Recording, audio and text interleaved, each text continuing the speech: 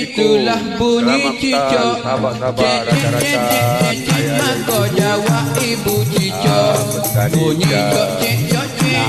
Puak cicak galak. Kena peringat sikit lepas cicak berak.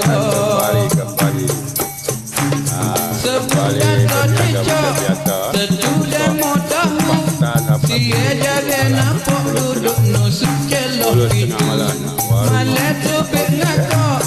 Maya alik lapu. Jangan dolo tekuk nanti gigak ibu kali. Ini martabak ni. Ini martabak RM3 satu. Martabak ayam RM3 satu. Cecik maka jawab ibu cicak. Bunyi cok cek cok cek. Puak cicak galak. Kena peringat sikit lepas cicak Dia dah ambil buah ni. berak. Dah berhenti.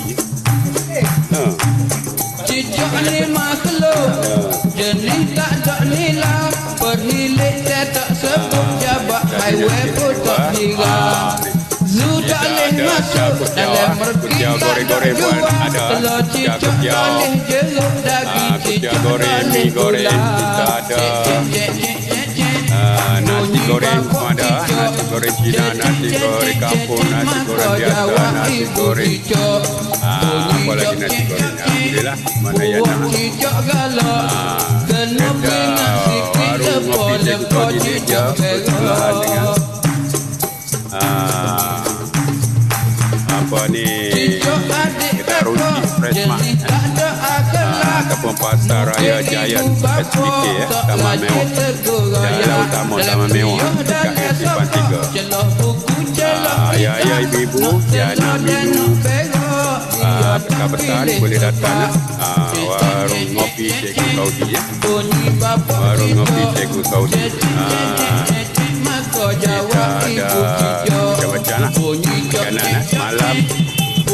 Kita buka sampai pukul 10 tengah malam. 10 tengah malam. Char kutiau terbaik punya. Char kutiau udan ada, keran ada. Keran ada, udan ada. Mari. Jangan ketinggalan. Jangan ketinggalan. Harga berpatutan. Boleh datang dalam Taman Mewah, jalan utama Taman Mewah, warung ngopi Cikgu.